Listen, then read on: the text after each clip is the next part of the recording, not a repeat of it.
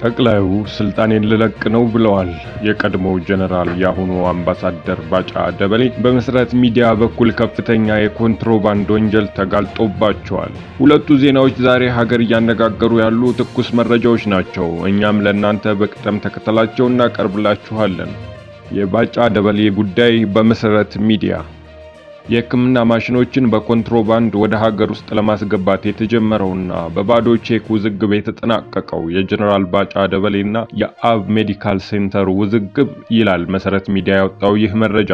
እንደ ሚዲያው ዘገባ ከሆነ በጀነራል ባጫ ደበሌና የአብ ሜዲካል ሴንተር ወይም የአብ ሜዲካል ኤንድ ሪሃቢሊቴሽን ሊሚትድ ተወካይ መካከል እጅግ አነጋጋሪ የሆነ ውዝግብ ተፈጥሯል። ጉዳዩ የገንዘብና የሕግ ክርክር ነው። ሙሉ ታሪክም እንዲህ ይቀርባል። የአዲስ አበባ ፖሊስ ባካሄደው ጥልቅ ምርመራ በግል የሕክምና ዘርፍ ላይ የተሰማራው ይህ ተቋም 40 የኩላሊት ማጠቢያ ወይም የኩላሊት ዲያሊሲስ ማድረጊያ ማሽኖችን ከውጭ ሀገር ወደ ኢትዮጵያ ለማስገባት በሚያደርገው ጥረት ውስጥ ጀነራል ባጫ ደበሌ ያላቸውን ከፍተኛ የመንግስት ግንኙነት በመጠቀም 15ቱን ማሽኖች ያለምንም ቀረጥ እንዲገቡ ለማድረግ ተስማምተው እንቅስቃሴ ይጀምራሉ። ለዚህ የድጋፍ አገልግሎት ተቋሙ ለጀነራሉ 11 ሚሊዮን ብር እንዲከፈላቸው በሁለት ወገኖች መካከል ስምምነት ላይ ተደርሶ ስራው ቢጀመርም ማሽኖቹ በቦሌ ዓለም አቀፍ አየር ማረፊያ በኩል ሲገቡ ያልተጠበቀ ክስተት በመፈጠሩ በሁለት ወገኖች መካከል ያለው ግንኙነት ሊሻክር ችሏል። ከ15ቱ የኩላሊት ማጠቢያ ማሽኖች ጋር ተያይዞ አንድ የሲቲ ስካን ማሽን በተጨማሪ በመግባቱ ጀነራሉ ይህ ማሽን ቀደም ሲል ከተደረገው ስምምነት ውጭ በመሆኑ ተጨማሪ ክፍያ ካልተፈጸመልኝ ማሽኖቹን አላስወጣም በሚል ባነሱት ቅሬታ ምክንያት በሁለት ወገኖች መካከል ጠብ ሊፈጠር ችሏል የሚሉት አንድ ስሜ አይጠቀስ ያሉ የመንግስት ምንጭ ናቸው ብሏል መሰረት ሚዲያ። የተቋሙ ተወካይ የሆኑት ወይዘሮ ትዕግስት አበበ ጀነራሉ የጠየቁትን ተጨማሪ ክፍያ ብቻ ሳይሆን ቀደም ሲል ለተደረገው ስምምነት ይከፈል የነበረውን ክፍያም አልከፍልም በማለታቸው ጀነራል ባጫ ደበሌ በእጃቸው የሚገኘውንና እንደ ዋስትና የተቀበሉትን 5 ሚሊዮን 500 ሺህ ብር የሚያዘውን ደረቅ ቼክ ወደ ባንክ በመውሰድ ለማስመታት ጥረት አድርገዋል። ይሁን እንጂ የኢትዮጵያ ንግድ ባንክ በወቅቱ ወደ ባንኩ ሲቀርቡ በሂሳቡ ላይ የነበረው ቀሪ ተቀማጭ ገንዘብ 0.89 ሳንቲም ብቻ መሆኑን በማረጋገጡ በወይዘሮ ትዕግስት ላይ የወንጀል ክስ እንዲመሰረት ምቹ ሁኔታ ተፈጥሯል። የቀረቡት የፍርድ ቤት ሰነዶች እንደሚያሳዩት የፌዴራል ፍትህ ሚኒስቴር በወይዘሮ ትዕግስት ላይ በ1996 ዓ.ም የወጣውን የፌዴራል የወንጀል ሕግ አንቀጽ 93 ንዑስ አንቀጽ 1 በመጥቀስ በቂ የገንዘብ ተቀማጭ በሌለው ሂሳብ ላይ ቼክ በመስጠት ወንጀል ክስ መስርቶባቸዋል። ይህ የሕግ ክርክር በፌዴራሉ ከፍተኛ ፍርድ ቤት ልደታ ምድብ ችሎት የቀጠለ ቢሆንም ከሕግ ሂደቱ ጎን ለጎን ከፍተኛ የመንግስት ባለስልጣናት ጣልቃ በመግባት ጉዳዩን በሽምግልና ለመፍታት ጥረት እያደረጉ መሆኑ ተሰምቷል።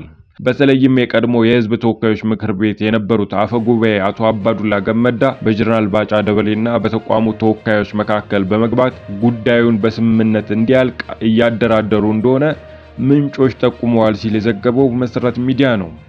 ይህም አልፎ አልፎ ጉዳዩን የያዙት ዳኛ አቶ ፈይሳ በዳዳ ሳይቀሩ ተከሳሿ ከጀነራሉ ጋር ስምምነት ላይ ካልደረሰች እስከ 10 ዓመት ሊደርስ የሚችል እስራት እንደሚጠብቃት በመግለጽ በሽምግልና ውስጥ እጃቸውን እንዳስገቡ እነዚህ የመንግስት የመረጃ ምንጮች ያስረዳሉ ብሏል መሰረት ሚዲያ። ወይዘሮ ትዕግስት አበበ በአዲስ አበባ ፖሊስ ኮሚሽን በተለምዶ 3ኛ ፖሊስ ጣቢያ ተብሎ በሚጠራው ስፍራ ለ45 ቀናት ያህል በእስር ላይ ከቆዩ በኋላ በከፍተኛው ፍርድ ቤት በኩል በተፈቀደላቸው ዋስ አማካኝነት ከእስር ተለቀው ክርክራቸውን በውጭ ሆነው ለመቀጠል መቻላቸውን ሚዲያው ዘግቧል። ይህ አጠቃላይ ሂደት በኢትዮጵያ ውስጥ ያለውን የሕግ የበላይነት ጥያቄ ውስጥ የሚከት ሲሆን በተለይም ከፍተኛ እውቅና ያላቸው ዝናና ስልጣናቸውን ተጠቅመው በኮንትሮባንድ ስራ ላይ መሰማራታቸውና ይህንኑ ተከትሎ የሚመጣው የሕግ ጥያቄዎችን በሽምግልና ለመሸፈን መሞከሩ የስርዓቱን ብልሹነት የሚያሳይ ሆኖ ተገኝቷል አሉ የተባሉት ደግሞ መሰረት ሚዲያ ስማቸውን አልጠቅሳቸውም ያላቸው የፖሊስ ባልደረባ ናቸው። መሰረት ሚዲያ ካገኛቸው ተጨማሪ ፍንጮች መረዳት ችያለው እንዳለው ከሆነ ሌሎች በርካታ ተጽዕኖ ፈጣሪ ግለሰቦችም በተመሳሳይ መልኩ በኮንትሮባንድና በሕገወጥ የንግድ እንቅስቃሴ ውስጥ ተሳታፊ ስለመሆናቸው የሚጠቁሙ ሰነዶች ያሉ ሲሆን እነዚህንም ሰነዶች በማቀናጀት ለሕዝብ ይፋ ለማድረግ ሚዲያው ዝግጅቱን እያጠናቀቀ ነው ተብሏል። ከዚህ ክስተት የምንረዳው ትልቁ ቁም ነገር በግል ድርጅቶችና በመንግስት ባለስልጣናት መካከል ያለው ያልተገባ ትስስር የሀገሪቱን የኢኮኖሚ ደህንነት አደጋ ላይ እየጣለው መሆኑን ነው የሚሉት ምንጮች። በተለይም እንደ ኩላሊት ሕክምና ያሉ ወሳኝ የሕክምና መሳሪያዎችን ያለ ቀረጥ ለማስገባት የሚደረገው ጥረት በመልካም ጎኑ ቢታይም ሂደቱ በሕግና በስርዓት ከመመራት ይልቅ በግለሰቦች ፍቃድና በጥቅም ትስስር ላይ የተመሰረተ መሆኑ የፍትህ ስርዓቱን እያዳከመው ይገኛል ብሏል መሰረት ሚዲያ። በጀነራል ባጫ ደበሌ ስም የተጻፈውና በቂ ገንዘብ የሌለው 5,500,000 ብር ቼክ በራሱ የዚህ የተበላሸ ግንኙነት አንዱ ማሳያ ሲሆን ጉዳዩ በዳኞችና በአቶ አባዱላ ገመዳ በኩል በሽምግልና እንዲያልቅ የሚደረገው ግፊትም የሕግ የበላይነትን የሚሸረሽር ተግባር ነው ተብሏል። መሰረት ሚዲያ ይህንን ጉዳይ በንቃት መከታተሉን እቀጥላለሁ ያለ ሲሆን በቀጣይም ከጉዳዩ ጋር ተያያዥነት ያላቸውን አዳዲስ መረጃዎች ለተከታዮቹ የሚያደርስ ይሆናል። ለዚህ የምርመራ ዘገባ የጀነራል ባጫ ደበሌንና የአብ ሜዲካል ሴንተርን አስተያየት ለመቀበል ያደረኩት ሙከራ አልተሳካም ሲልም ከላይ የነገርናችሁን ዘገባ አስተላልፏል። ጠቅላዩ ስልጣኔን ገድቡልኝ አሉ። የምክክር ኮሚሽኑ ዓላማ የጠቅላይ ሚኒስትር አብይ አህመድን ስልጣን ፕሬዝዳንታዊ አድርጎ ከወንበራቸው እንዳይወርዱ ማድረግ ነው እየተባለ ሲታማ፣ እርሳቸው ግን በተቃራኒው ኮሚሽኑን የምንፈልገው የስልጣን ዕድሜያችንን እንዲወስንልን ነው ብለዋል። ጠቅላይ ሚኒስትር አብይ አህመድ ሀገራዊ ምክክር እየተደረገ ያለው በሀገሪቱ ሕገ መንግስት ላይ ማብቂያ የተቀመጠውን የሀገሪቱን መሪ የስልጣን ዘመን ለመገደብ መሆኑን ነው የተናገሩት። መንግስት ስልጣኑ በሕግ ተገድቦ ሕገ መንግስት እንዲሻሻል እየጠየቀ ባለበት ሁኔታ በሀገራዊ ምክክሩ አንወያይም ያሉ አካላትን ተችተዋል። ጠቅላይ ሚኒስትር አብይ ይህንን የተናገሩት የሀገራዊ የምክክር ኮሚሽን አርብ ግንቦት 7 2018 ዓ.ም የአፈጻጸም ሪፖርቱን ባቀረበበት ዝግጅት ላይ ነው።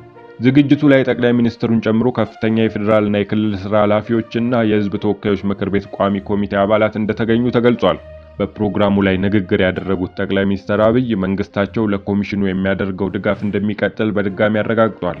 አሁን ያለው መንግስት የስልጣን ዘመኑን ከማጠናቀቁ በፊት ኮሚሽኑ ምክር ሐሳቦቹን ካቀረበ በተቻለ መጠን መሬት ለማውረድ እንዲሁም ምክር ሐሳቦቹን ተጠቅሞ ለማሻሻል ዝግጁ እንደሆነም አስረድቷል።